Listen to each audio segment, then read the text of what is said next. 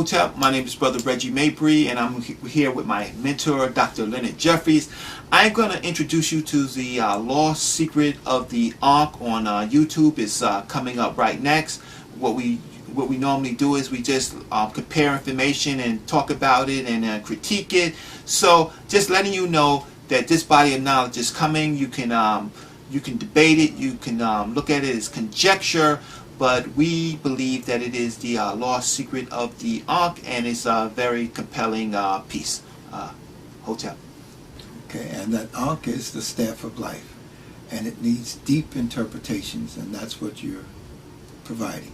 That's what we're working on. Hotep, look out for it. Again, I am Brother Reggie, and I am so happy to bring the lost secret of the Ankh to the African community for its analysis on this topic.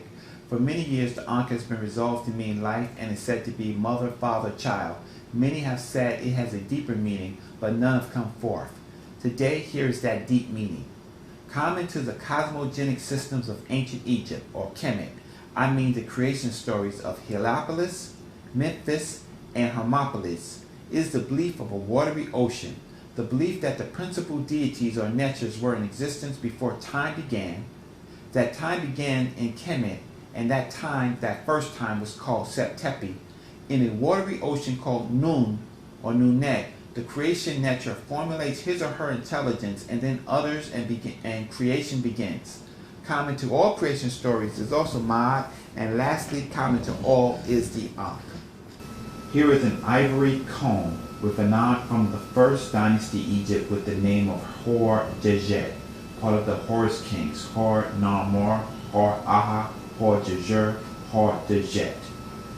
Here is another scene from the first dynasty Egypt from Nakada that includes the Ankh and also frog and snake-like figures such as the Akhdad. We can see that Kemet was intact from the first dynasty. Well, the oldest creation story is Hermopolis, or Kemnu.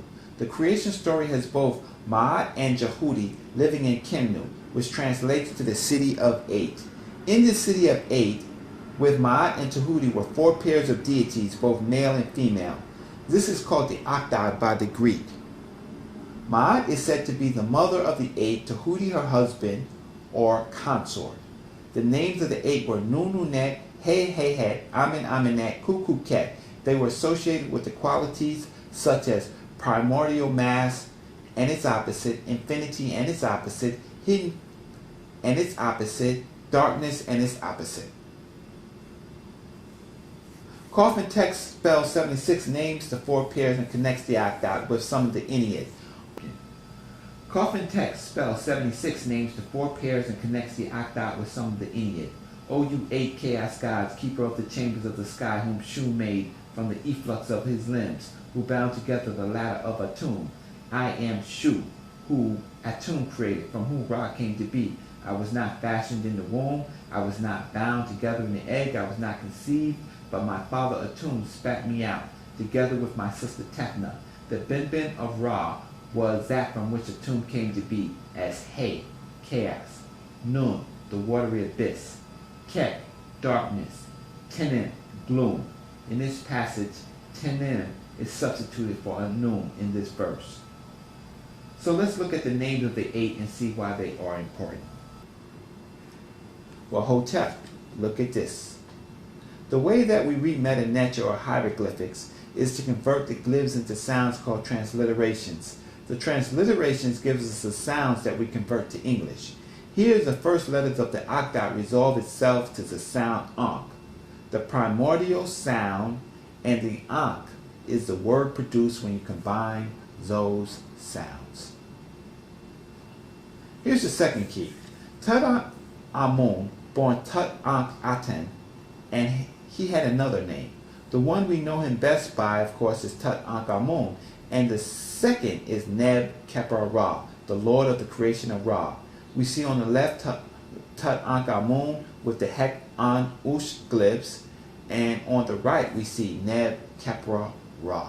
Why is this important? A good investigator would like to see more evidence. Well, here it is.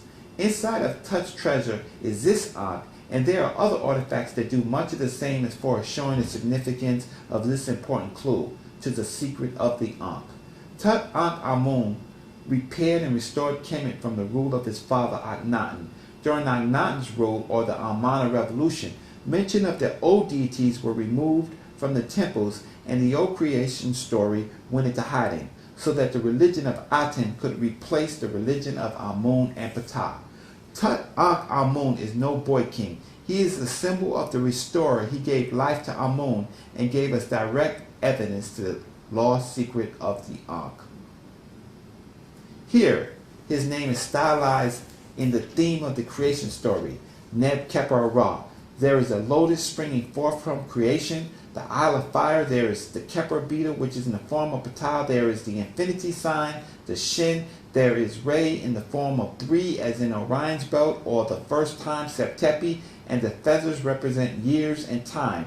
This is all happening within the loop of the Ankh, or ocean, which is Nunet, and the Ankh has 4 pieces to symbolize the combining of the Akhdad of the 8. First, we have seen the names of the Akhdad resolve itself into the word Ankh. Second, we see the creation story in the name of Neb Keper Ra of Tut Ankh Amun happening within the Ankh. Let's look a little further. Here is a stylized version of Neb Keper Ra that you see many people walking around with. Some say it's part of the craft. Here is what we're really looking for, another part of Tut Ankh Amun's treasure. Here, this amulet depicts the creation story, Neb Keper Ra, along with the Ankh, most likely Ptah, and underneath is the 8 circles representing the Akhdad, and underneath the 9 representing the Ennead. Here we see the creation story, the Ankh, the Akhdad, and the Ennead together. This amulet is a better representation of those mysteries. We turn our attention to the Shabaka stone. The Shabaka stone, located in the British Museum, this is commonly called the Memphite theology. It is the Shabaka stone that is very important to this puzzle. The Heliopolis and Memphite theologies concern themselves with what was going on at creation time, or Septepi. The Hermopolis system concerns itself with what was going on before creation, and that was a major part of the lost secret of the Ankh that we just looked at. When the Nubian Nosutsu kings Pianki, Shabaka, Taharka retook Kemet in the 25th dynasty, and as Dr. John Henry Clark says, gave Kemet its last great walk in the sun, they restored the old ways. The Nubians or Kushite Nosutsu kings practiced the old ways of Amun, and when Shabaka became Nosut, he asked to see the old scrolls so that he could restore Kemet to the old ways.